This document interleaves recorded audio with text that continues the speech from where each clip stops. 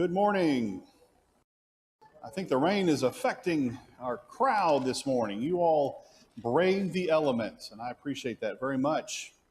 We are going to be focusing on Matthew 16 as we navigate our way through all the Gospels. Next week is our last class for Volume 1, which will take us through the end of the Galilean ministry. And what Jesus has done is preached in Galilee for nearly 2 years, and he's winding down with that. He's left Galilee. And we're going to be looking at that this morning. So I guess I have to talk a little louder to compete with the rain. It's loud out there. But I'm glad you're here. Thank you. And I know we've got some folks tuning in who weren't able to make it out this morning. We appreciate everyone who is participating. I've been looking at this timeline a lot with you because this is the heart and soul of the material. And if you don't have a print copy, you will remember some of the things that are going on. And I want to make a couple of observations. So this arrow keeps moving to the right as we are moving toward the last week of Jesus' life. Volume 1 covers everything from the arrow to the left. All of the Galilean ministry and to the left. That's volume 1, the way we divided it. The second half of Jesus' work doesn't take 3 years. It takes just a few months. And the heart of our material, lessons 12 through 15, are about 1 week. That's a bit lopsided, isn't it?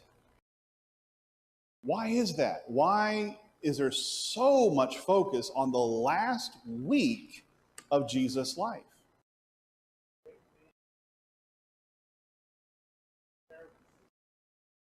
That's a good way to put it. A great many wonderful things and terrible things happen. The Gospels survey the ministry of Jesus, and then they hone in on, they zoom in on Jesus' life during his ministry in Galilee. His, as we call it, the Passion Week. That's when he suffered. That's what's the idea behind that. This last week of suffering. It begins with the triumphal entry into Jerusalem, and it will end with Jesus rising from the dead. And we'll get to that in a while. What we're going to do after May, we've got today and then next week, we're going to take a break, take 3 months off, and then we will resume with volume 2 of our study. But look how lopsided that is. Isn't that something?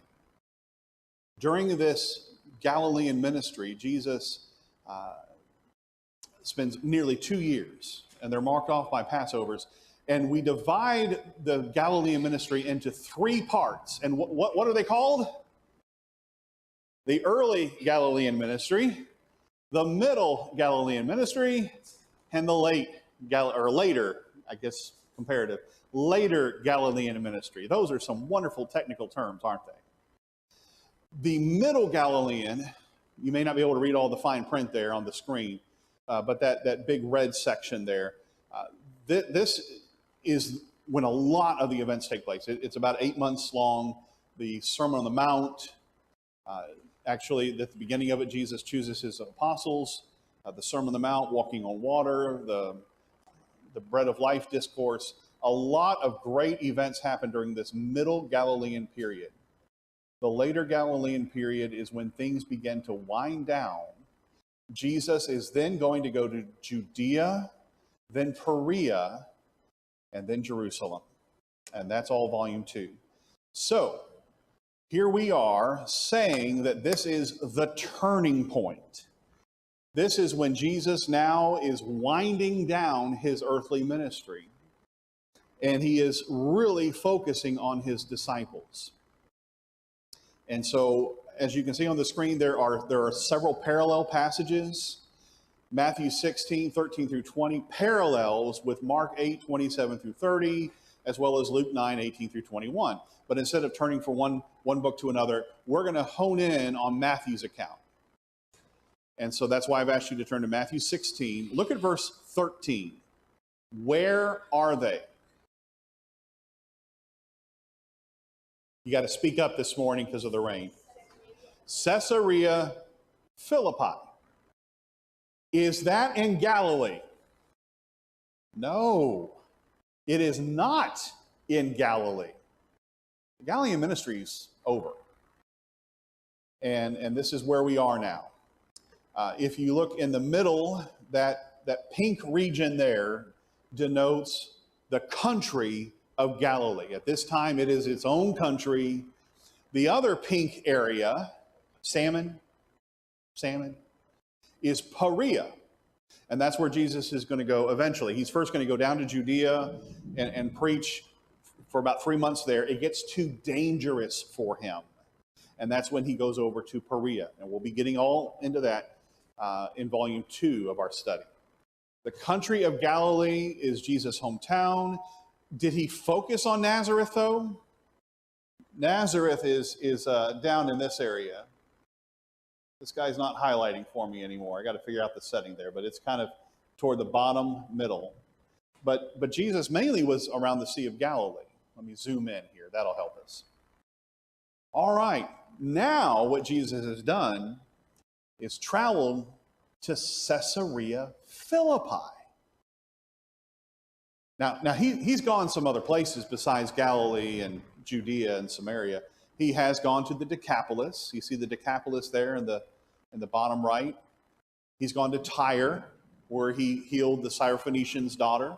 Tyre and Sidon, up there in the northwest. So Jesus has gone to Gentile territory, as we've discussed.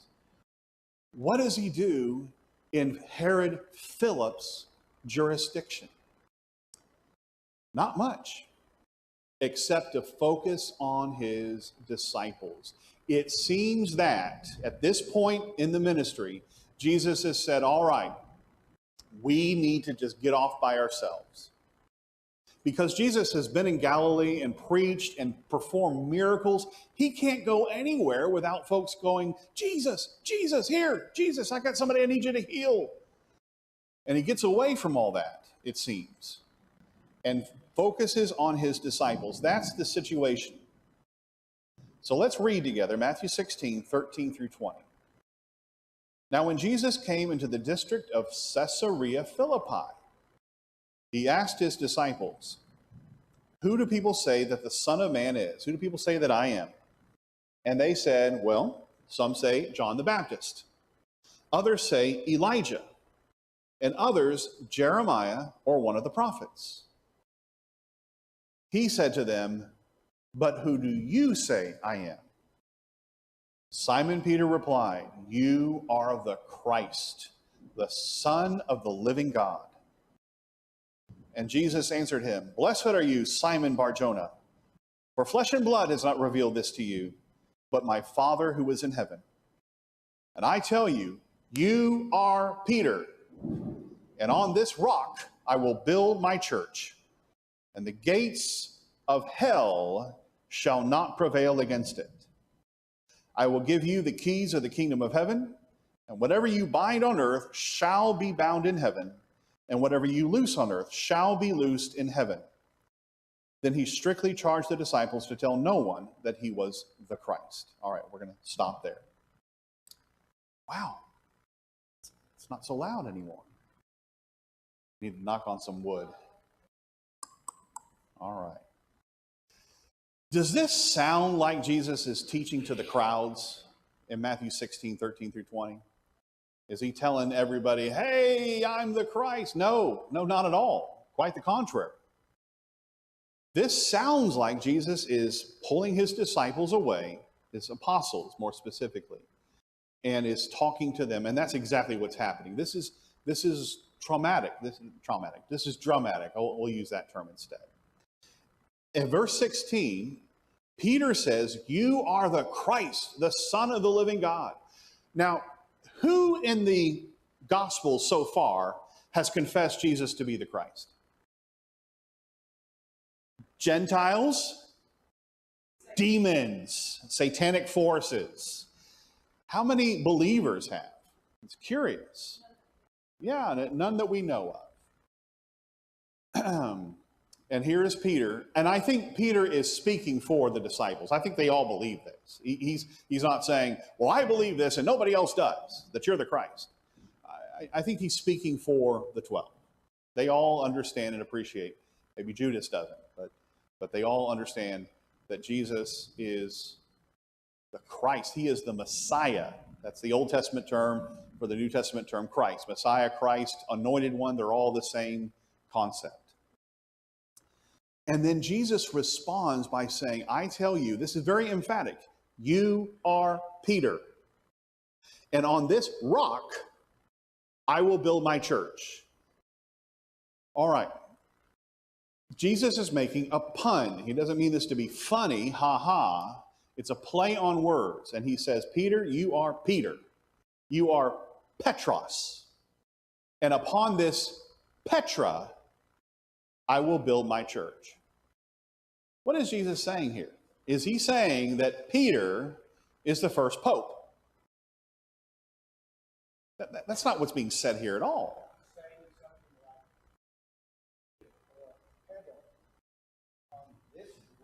Okay. Well, now Peter isn't a pebble. Peter is a bedrock. It is a rock. It's just a masculine form of the same word as Petra. By the way, petroleum. That's a combination of Greek Petra and leum, L-E-U-M, which is Latin, and it's oil from rocks. Isn't that interesting? So the person who coined the term petroleum derived it from words that mean rock from I can't remember if it's oil or if it's something else, but I know Petra is rock. Yes, ma'am. Okay, you are Peter, and on this rock. So what is he referring to? Is he referring to a literal rock here? Or is he talking about the confession that Peter is making? And I think that's what you were saying. Peter's not the important one here. He's saying, you're Peter. Who gave Peter his name, Peter? Jesus did. What was Peter's name before he met Jesus? Simon, which is a shortened version of Simeon. It's the same word. In fact, James, the brother of Jesus, refers a couple of times to Peter as Simeon. But this is a name Jesus gave him, Peter. And Jesus is saying, you have said something wonderful. You have said exactly the correct phrase. I am the Son of God. And upon this rock, I will build my church. And I think it's this confession that he has made. Peter has made this foundational statement. And the gates of hell shall not prevail against it. Now that's not all. Jesus also goes on, and we're going to talk about that gates of hell here in just a moment. But look at verse 19 first. I will give you the keys of the kingdom of heaven, and whatever you bind on earth, and sometimes it's translated this way to bring out the tense, you shall be bound in heaven, and whatever you loose on earth shall be loosed in heaven. So the English Standard Version I'm reading from has shall be, or I'm sorry, let me look at it again. Whatever you loose on earth shall be loosed in heaven. But look at a footnote. I know those of you who are using the ESV, do you see a footnote for whatever you loose on earth shall be loosed in heaven?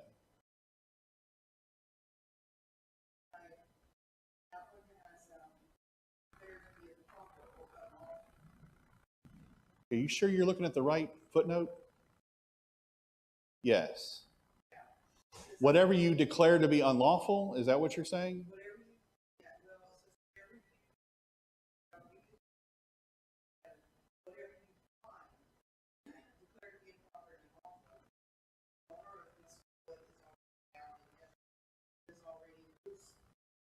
Okay, so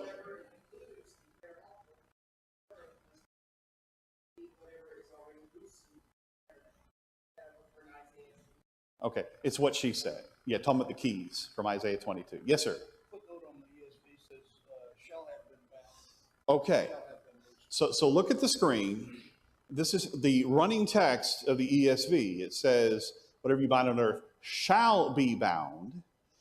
But it could be translated, and I think it should be translated, as the footnote indicates, as the Amplified also brings out, shall have been bound, or shall have been loosed. And if this is something you're not familiar with, well, now you are. This is a kind of a controversial passage. What's going on here? Is Jesus saying, now, Peter, let me tell you something, and the you, by the way, is singular. He's talking to Peter. Whatever you bind on earth, Peter, then God up in heaven is going to say, okay, Peter said it. That means this is how it's going to be from now on. Whatever Peter allows, permits on earth. Peter says, ex cathedra, he says something. And so that means now God has to acquiesce and say, well, okay, I wasn't going to do that, but I guess I will now. Does that sound plausible to you? Or is Peter going to declare as an apostle whatever God has already declared in heaven? And that's the idea of this tense. You're going to do this, but it will have already been declared by God. I don't think Peter is being given carte blanche to say whatever it is that he wants to say. And I hate to say, well, we got to look at the tense here and really emphasize the perfect tense. But this is an important concept, and I appreciate that Bible translations will, even if they put it more simply, here. I've got a hand here, and then I've got tip. So go ahead.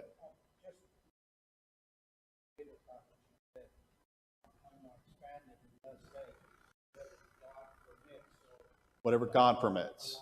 Whatever God permits or allows. Tip?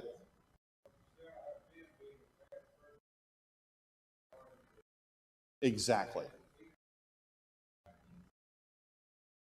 Exactly. So this is past perfect tense.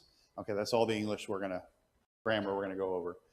But he's saying by inspiration, this man, specifically Peter, will declare what God has already revealed. That's my interpretation. That is my understanding. This keys of the kingdom, though, that's kind of unusual language.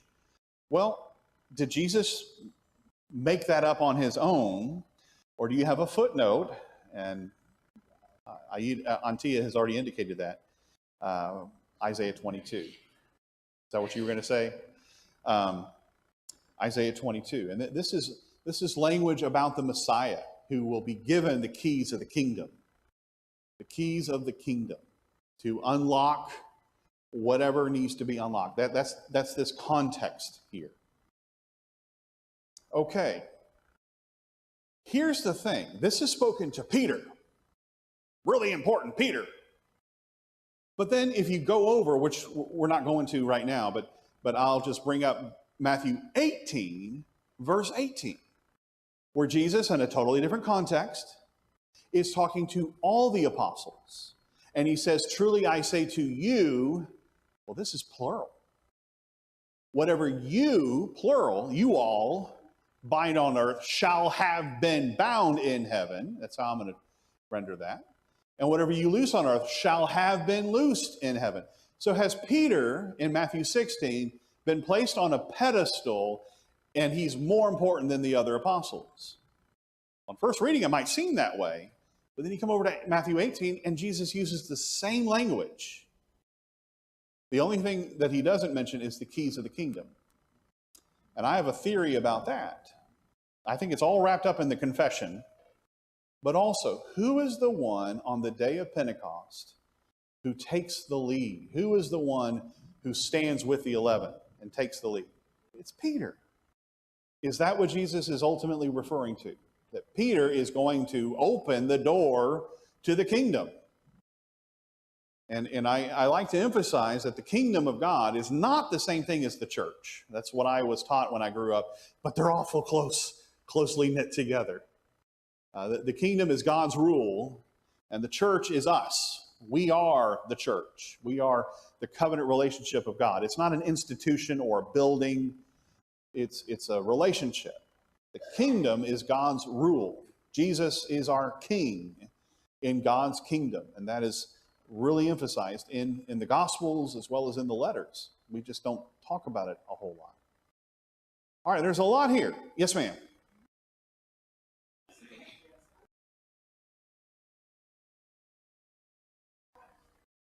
You think the key is Jesus? Okay. I think it's denoting authority.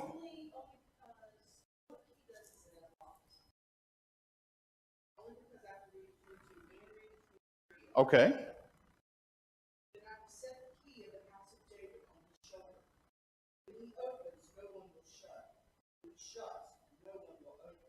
I will drive him like a peg in a firm place. That's from Isaiah 22. Okay. Which is Jesus, as you're saying. Okay. I'll have to think about that. Very good. For the sake of time, we're not going to delve into Isaiah 22, but that would be the logical place to go. I want to mention this. The term that Jesus always uses when it's translated as hell, whenever you read in Matthew, Mark, Luke, and John, it is always the Greek term Gehenna. It's always Gehenna. We think of hell as this fiery place, and indeed it is. But there are 4 terms that come from the ancient world to describe Gehenna. The Old Testament term is Sheol, the grave, and it's a little different concept. It's where all the dead go in this almost underworld type of existence. The term Jesus is using is the Aramaic word Gehenna. More often, Gehenna is translated as Hades, and that's a different word. I'm sorry, so I shouldn't say this is how it's translated. This is a different concept. This is the Hadean realm, we sometimes refer to it. And this, you know how Greeks and Romans had the same mythology, just different terms? This is Pluto. So Hades is a god in Greek mythology. Well, in Roman mythology, it's the same person as Pluto. Now here's what I'm trying to get at, and I'm not doing a very good job. There is a cave in Caesarea Philippi that was considered by the Greek-speaking folks as being the gate to Hades.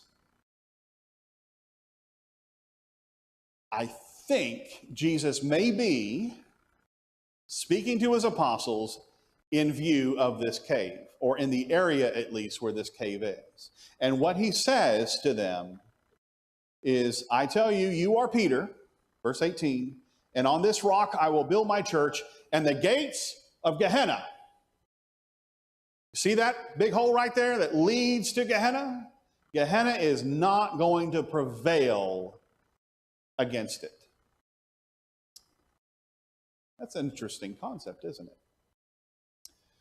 I thought I had another chart here, but I don't. All right, so look at verse 18 with me. When I grew up, what I was taught is that, and maybe I wasn't a very good listener and didn't understand, but in verse 18, the idea was, here's the church, and the forces of Satan are going to be bearing down on the church, and the church isn't going to get smaller. Does that sound familiar to anybody? I don't think that's what Jesus is saying. You've got the church, or excuse me, the kingdom of God. You've got God's rule, and the gates of Hades will not prevail against it. It's the kingdom that is expanding, pushing back the forces of Satan. It's the kingdom on the offensive, not on the defense, saying, okay, all right, you're not going to prevail against us. You're not going to hurt us or destroy us. Rather, Jesus is saying there is going to be no stop to God's rule. And I think that's what he's describing here. A lot to think about if this isn't how we view this. Any questions? Good. No questions. Excellent. It's a lot here. And I appreciate you walking through this with me. The tone in Jesus has changed. And it's really more focused on the disciples while he's here in this area, in Caesarea Philippi. And here in verses 21 through 23, he makes his first of 3 predictions that he is going to go to Jerusalem and be killed and then raised from the dead. We've just read about Peter's magnificent confession and Jesus' response. You are Peter. Upon this rock I will build my church. Now let's read verses 21 through 23. From that time, Jesus began to show his disciples that he must go to Jerusalem, suffer many things from the elders and priests and scribes, and be killed, and on the 3rd day be raised. And Peter, the rock, took him aside and began to rebuke him, saying, Far be it from you, Lord, this shall never happen to you. Jesus turned to the rock and said, Get behind me, Satan! You are a stumbling block to me, a hindrance to me. For you are not setting your mind on God's interests, but on man's interests. This is one of the reasons why I love Peter so much. Because sometimes he can get it oh so right. And then he can, in the same moment, get it oh so wrong. And I feel like sometimes I get it right. And then I blow it. Just mess up royally. Can anybody else relate to that? Maybe you can relate to that because your husband is the same way too. I don't know. What do you think about this? There's a lot here too.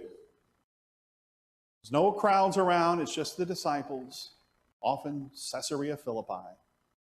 And Jesus says, all right, it's time. I need to let them know what's going on.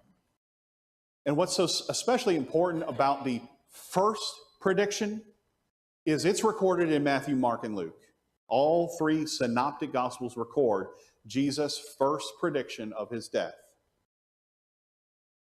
The second prediction is also recorded in Matthew, Mark, and Luke. And the third prediction, there's 3 of them, is recorded in Matthew, Mark, and Luke. What does that tell you? Well, number 1, John didn't record them. But number 2, what does it tell you about these predictions? They're important. All 3 synoptic gospels record all 3 predictions. And Jesus gives them a little more detail each time. When Jesus tells the disciples, I'm going to die, I'm going to be raised from the dead. Did you see that there? On the 3rd day be raised, verse 21. And Peter says, no. That is not going to happen to you. Why did Peter respond that way? Jesus is the Christ. He's supposed to suffer. Isaiah predicts it. His emotions got in his way? How about this? Obviously, his emotions got in his way, and that's absolutely correct. Maybe Peter doesn't really understand in the first place. He thinks he understands. All right. You are not setting your mind on God's interests, but on man's interests. Peter is still thinking physical Messiah. Some warrior king who's going to come in and wipe Rome off the map and elevate Jerusalem and the throne of David. And Peter is still thinking fleshly. So how in the world do you go from, you are the rock, and I will build my church upon your rock bed confession, to get behind me, Satan? Did Peter just forget? Let his emotions get the best of him, sure. But I think also fundamentally, he does not really understand. Bless you.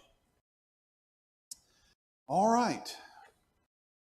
We've got one more section this morning. The coming of the Son of Man and judgment. We're not going to talk about the transfiguration today. We will spend a lot of time talking about the transfiguration next Sunday. But this is really, really important, this confession that Jesus makes. Oh, you know what? And I forgot to ask something. I was spending so much time on the previous section. Why did, I'm sorry, why did people think Jesus was maybe John the Baptist? I mean, wasn't John the Baptist still alive? Well, no, Matthew 14. John the Baptist is dead. Why would people think that if John the Baptist was dead, he could be Jesus, raised from the dead, resuscitated? In fact, Herod Antipas feared that about Jesus. What about Elijah? Why would they think Jesus was Elijah?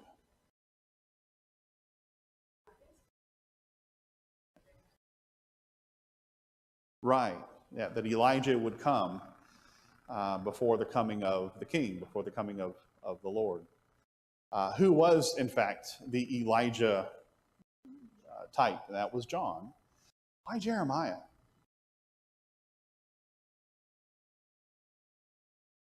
Jeremiah was famous for declaring judgment against the temple and against Jerusalem, warning it's coming.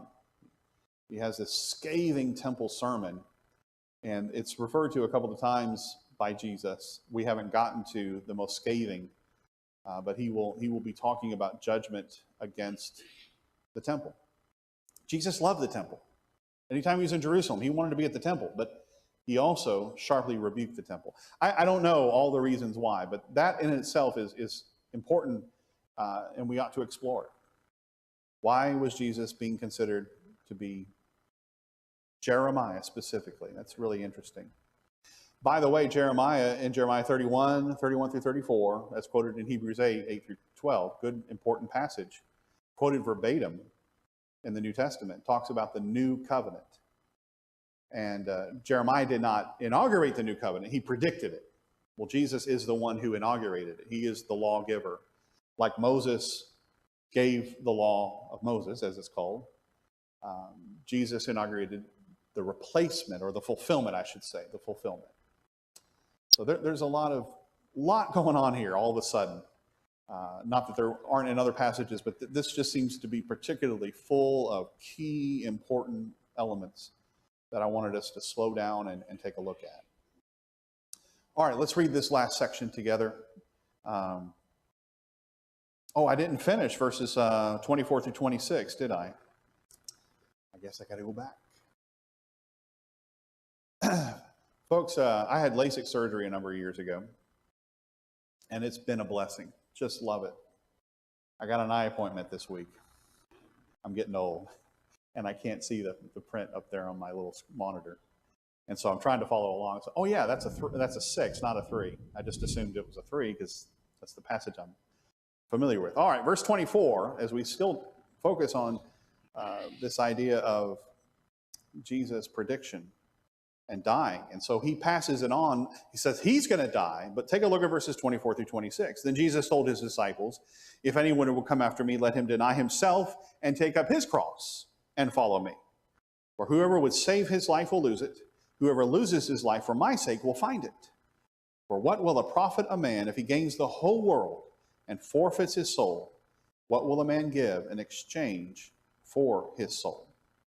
How does that relate to verses 21 through 23?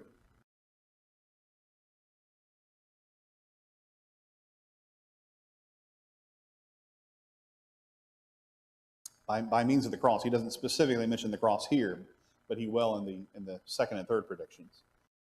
But here he is saying, I'm gonna die.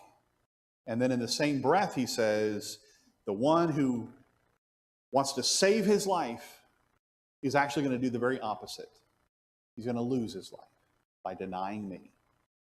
And the one who is willing to give up his life, in that act, through God's grace, he will save his life. It further solidifies who he is. What do you mean by that?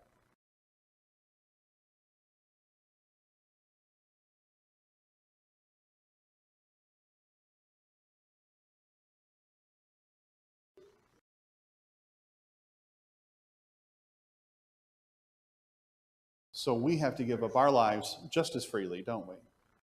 Paul, Galatians 2, verse 20 says, "It is no longer I who live, but Christ lives in me. I've been crucified with Christ. I'm not the one who's alive anymore. I'm living for the Lord." That sounds a lot like this description of a Christian, doesn't it? Of a disciple, more specifically. Well, now Jesus is going to talk about judgment. Verses 27 and 28. "For the Son of Man is going to come with his angels in the glory of his Father. And then he will repay each person according to what he has done. Truly I say to you, there are some standing here who will not taste death until they see the Son of Man coming in his kingdom."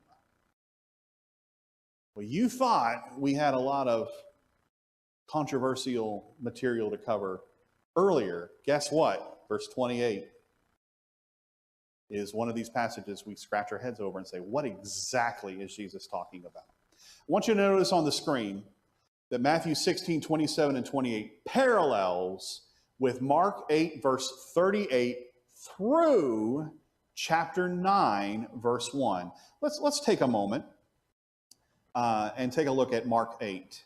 And I mention this because when you're reading the Gospels on your own and you come along here to this section, I want you to remember that this is an awkward chapter break. Chapters and verses are a fantastic tool, a reference system. They just work great. But sometimes they didn't get it right. These are human people who, non-inspired folks who made the chapters and verses for the New Testament. All right, Mark 8, verse 38 and chapter 9, verse 1 go together. In fact, in my Bible, there's no heading above chapter 9. You would think, normally, you come to chapter 9, okay, something new is coming. And I'm emphasizing this because Matthew and Luke, the way their chapter divisions are, they all go together. So I have an observation I want to make. What's the next section? What's the next event that takes place starting in Mark 9, verse 2? The Transfiguration, which we will get to next week. And so I highlighted it in green. But right now, we're going to take a look at this very interesting statement that Jesus makes. In fact, Jesus adds something in verse 38 of Mark. It reads a little differently than what we just read in Matthew 16. "Whoever is ashamed of me and my words in this adulterous and sinful generation, of him will the Son of Man be ashamed when he comes in the glory of his Father with the holy angels." Studying the parallels between these passages is utterly fascinating. And Matthew doesn't mention at all anything about being ashamed of me. Now, it's implied where Jesus is saying, those who confess me, I'm going to reward them.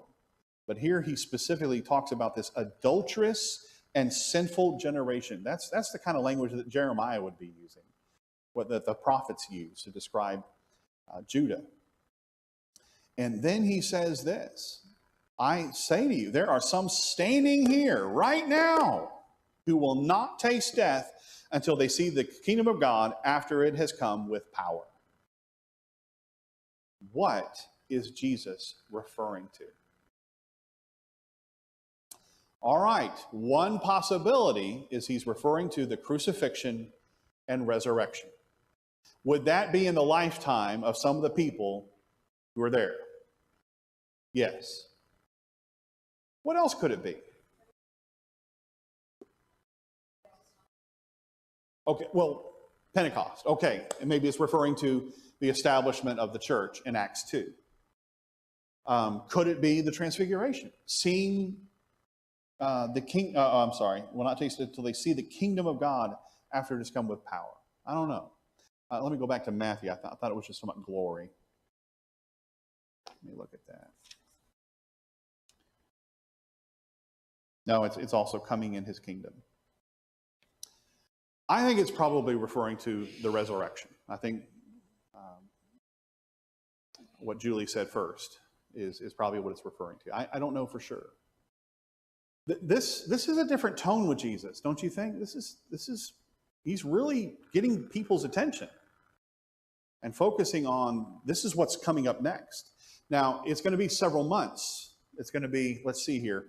He's going to spend about 3 months in Judea after this, another 3 months in Perea, and then a week. So we're looking at 6 months out for the crucifixion, I guess really 7 months out. Who is going to remember this statement?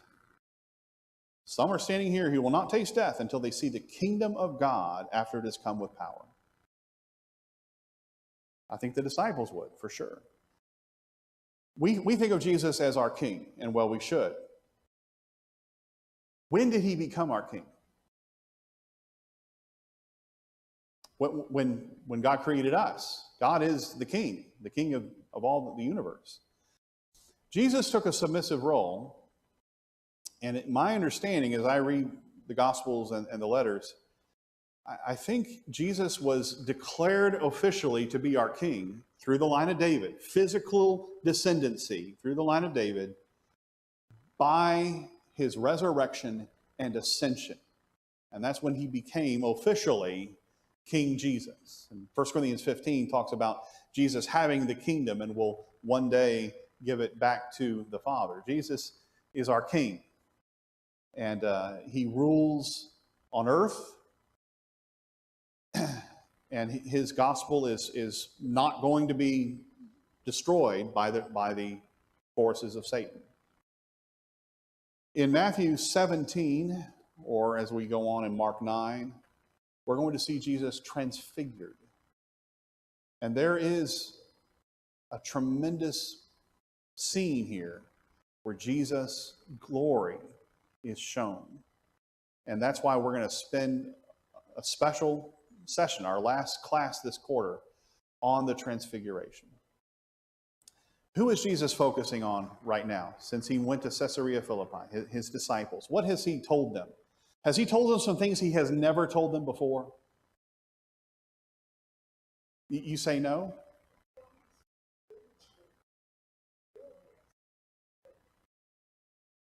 They're not getting it. They haven't really been paying attention.